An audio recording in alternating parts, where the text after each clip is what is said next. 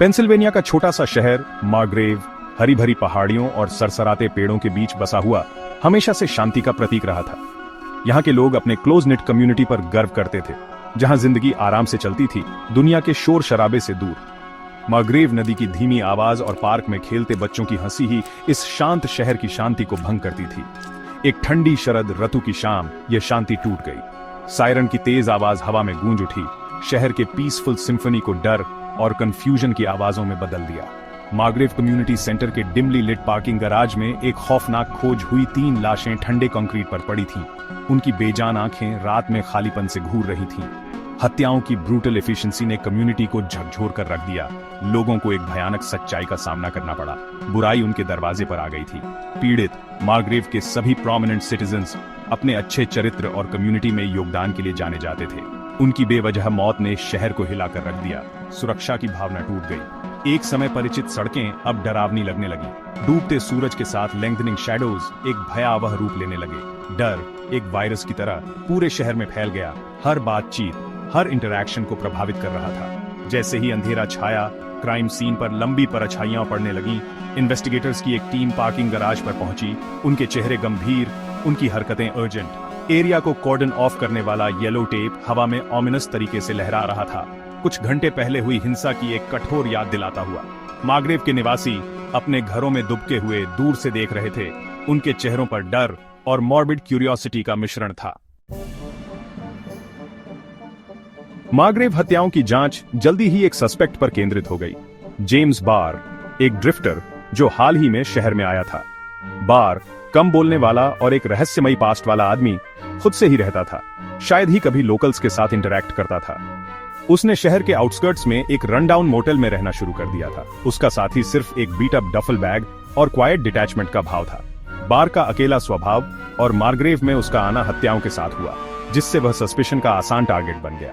उसके खिलाफ सबूत सर्कमस्टेंशियल होने के बावजूद डैमिंग लग रहे थे। एक विटनेस ने दावा किया कि उसने बार जैसे दिखने वाले एक आदमी को क्राइम सीन से भागते हुए देखा था।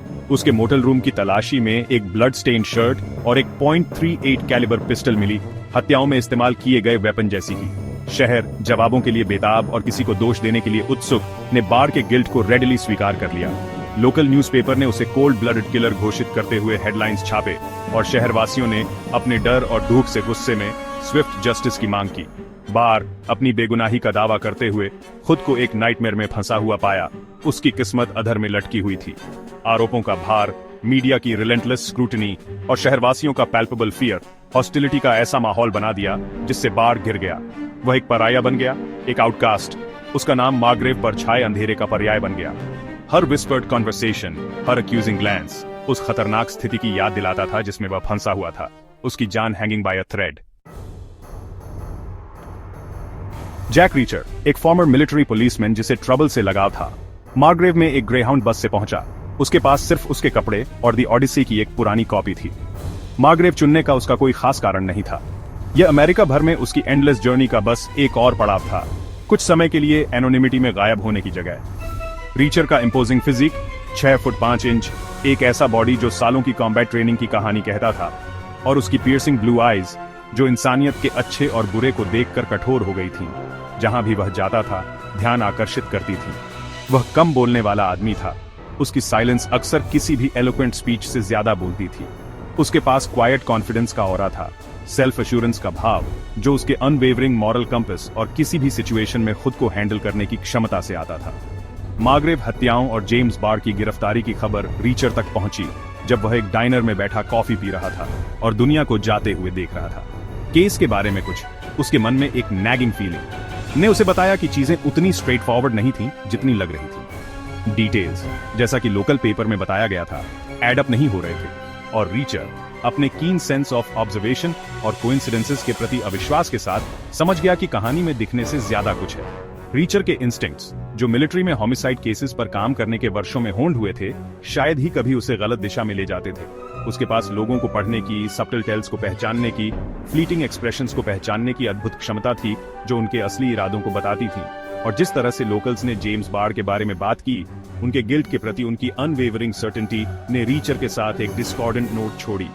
ऐसा लग रहा था जैसे वे किसी आउटसाइडर पर दोष मढ़ने के लिए बहुत उत्सुक थे, अपने कलेक्टिव फियर के लिए स्केपगोट ढूंढने के लिए बहुत जल्दी में थे। सेक्शन 4, एक अनिच्छुक गठबंधन।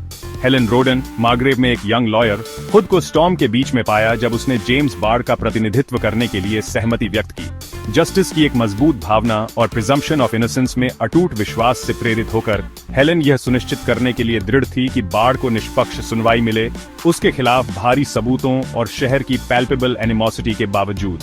हेलेन की अपने क्लाइंट के प्रति प्रतिबद्धता ड्यूटी से परे थी। उसने केस फाइल्स को पढ़ने, विटनेस स्टेटमेंट्स की जांच करने और प्रोसिक्यूशन के नैरेटिव पर संदेह पैदा करने वाली किसी भी इनकंसिस्टेंसी को खोजने में अनगिनत घंटे बिताए। उसने जल्दी ही महसूस किया कि बार्ड के खिलाफ केस एयरटाइट से बहुत दूर था। सबूत सीमिंगली डैमिंग होने के बावजूद लार्जली सर्कमस्टेंशियल थे और विटनेस टेस्टिमोनीज अक्सर कॉन्ट्राडिक्टरी थे, इनकंसिस्टेंसीज से भरे हुए थे जो एक पॉसिबल फ्रेम अप की ओर इशारा करते थे। सच्चाई का पता लगाने के लिए दृढ़ हेलेन जानती थी कि उसे मदद की जरूरत है, किसी ऐसे व्यक्ति की जिसके पास इन्वेस्टिगेशन के मर्की वाटर्स को नेविगेट करने का एक्सपीरियंस और स्किल्स हो। उसने शहर में एक अजनबी के बारे में विस्पर सुने थे, रीचर नाम के एक आदमी के बारे में जिसकी कीन माइंड और जस्टिस की और भी गहरी समझ रखने की रेप्यूटेशन थी। रीचर शुरू में शामिल होने से हिचकिचा रहा था, खुद को हेलेन के अनवेवरिंग डिटर्मिनेशन और अपने क्लाइंट की बेगुनाही में उसके विश्वास की ओर आकर्षित पाया। हेलेन और रीचर जस्टिस की साझा भावना से एकजुट एक अनलाइकली ड्यूओ मार्ग्रेव हत्याओं के पीछे की सच्चाई का पता लगाने के लिए एक क्वेस्ट पर निकल पड़े। वे जानते थे कि वे एक फॉर्मिडेबल ओपोनेंट के खिलाफ थे जिसने जेम्स बार्ड को फ्रेम करने और अपने ट्रैक्स को कवर करने के लिए बहुत कुछ किया था, लेकिन वे झूठ का पर्दाफाश करने, फैक्ट को फिक्शन से अलग करने और यह सुनिश्चित करने के लिए दृढ़ थे कि जस्टिस चाहे कितनी भी देर से मिले अंततः प्रिवेल करेगा। सेक्शन 5, संदेह के साए। जैसे ही रीचर और हेलेन ने इन्वेस्टिगेशन में गहराई से जांच की, उन्होंने इनकंसिस्टेंसीज की एक सीरीज का खुलासा किया जिसने जेम्स बार्ड के खिलाफ प्रोसिक्यूशन के केस पर संदेह पैदा किया। बार्ड के मोटल रूम में मिली ब्लड स्टेन शर्ट, जिसे क्राइम सीन से जोड़ने वाला एक की पीस ऑफ एविडेंस माना जा रहा था, गलत ब्लड टाइप की निकली। वह विटनेस जिसने दावा किया था कि उसने बार्ड को पार्किंग गराज से भागते हुए देखा था, ड्रग अब्यूज के हिस्ट्री वाला और अनरिलायबल होने की रेप्यूटेशन वाला निकला। जितना ज्यादा उन्होंने इन्वेस्टिगेट किया, उतना ही उन्हें एहसास हुआ कि किसी ने जेम्स बार्ड को फ्रेम करने के लिए बहुत लेंथ तक गए थे, केयरफुली एविडेंस प्लांट किए थे और विटनेसेस को मैनिपुलेट किया था ताकि उसके गिल्ट का एक कन्विंसिंग नैरेटिव बनाया जा सके। सवाल यह था कि बार्ड के फॉल लेने से किसे फायदा हुआ और मार्ग्रेव के 3 प्रोमिनेंट सिटीजन्स की हत्याओं के पीछे असली मोटिव क्या था। उनकी इन्वेस्टिगेशन ने उन्हें शहर के कुछ सबसे इन्फ्लुएंशियल फिगर्स के दरवाजे तक पहुंचाया, जिन लोगों के carefully crafted facades of respectability ने डार्क सीक्रेट्स और उससे भी गहरे एम्बिशंस को छुपा रखा था। उन्होंने करप्शन के एक वेब का पता लगाया जो मार्ग्रेव की सीमिंगली पीसफुल कन्फाइंस से बहुत आगे तक फैला हुआ था, एक कंस्पिरेसी जो शहर की नींव को हिला देने की धमकी दे रहा था। जैसे जैसे वे गहराई में जाते गए, रीचर और हेलेन ने खुद को बढ़ते रेजिस्टेंस का सामना करते हुए पाया। धमकियां दी गईं, उनकी जान लेने की कोशिशें की गईं और उन्हें एहसास हुआ कि वे खतरनाक जमीन पर चल रहे हैं। उनकी इन्वेस्टिगेशन एक पावरफुल और रूथलेस एनिमी की नर्व पर चोट कर रही है, जो अपने सीक्रेट्स की रक्षा के लिए कुछ भी करने से नहीं हिचकिचाएगा। सेक्शन 6, द जैक का जाल। सच्चाई की अपनी रिलेंटलेस परस्यूट के माध्यम से रीचर और हेलेन ने मार्ग्रेव हत्याओं और जेम्स बार्ड के एलैबोरेट फ्रेमअप के पीछे के मास्टरमाइंड का खुलासा किया, एक शैडोवी फिगर जिसे केवल द जैक के नाम से जाना जाता था।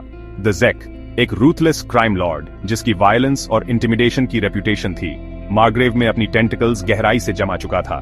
लोकल बिजनेसेस से लेकर लॉ एनफोर्समेंट एजेंसीज तक सब कुछ कंट्रोल कर रहा था, जिन्हें जस्टिस को बनाए रखने का काम सौंपा गया था। 3 पीड़ितों को खत्म करने के लिए द जैक के मोटिव्स उतने ही कोल्ड ब्लडेड थे जितने कैलकुलेटेड।